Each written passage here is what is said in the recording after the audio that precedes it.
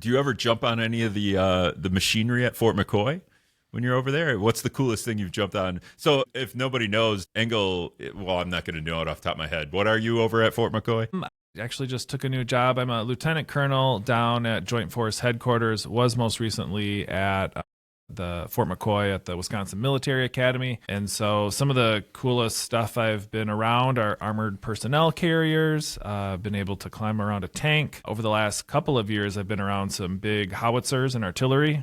I got to launch some pretty big rounds downrange. Oh, wow. And where are you now? Where is now I'm down in Madison at Joint Force Headquarters. I'm supporting the whole state for the medical department here in Wisconsin. So how often do you have to drive to Madison to do that?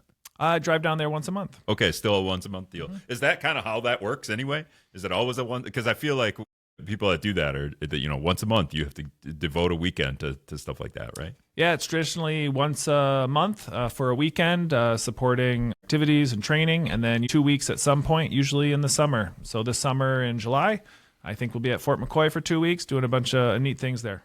What's your new job going to entail then in Madison? I help guide the medical department for the Army National Guard. So everything from ensuring that our medical providers are ready to deliver combat care and ensuring that all of our soldiers are medically fit and ready to deploy. I had a governor candidate. I had Joel Brennan on earlier, and we got into talking about like ICE and some of the, if you want to call them conspiracies or whatever, but where ICE is going to be intimidating voters at the polls. And one of the things that he brought up is maybe, I don't know if it was like a straight on to combat ICE, but to have National Guard members helping. And he even made a point to be like, they wouldn't be in uniform, but they would just look like civilians, but have National Guard members at a polling place. Is that a thing that's ever happened or realistic or could happen, or can you even answer something like that? For this particular situation, that would be well above my pay grade. What I do know that I did during the pandemic in April of 2020 was there were a lot of poll workers that were scared to come to work at the polls. It's often older retired folks who are serving in those critical roles. And the National Guard did deploy at that time to support polling stations across the state. And I went up to a little township near Oliva, and I spent 16 hours there working the polls. I was the election official, made sure that everything was completed and done in accordance with the law, and all those ballots were submitted properly. And so the National Guard has helped in polling situations in the past. I don't know if this would rise to that sort of level. That would certainly be the decision of the Department of Military Affairs and the governor.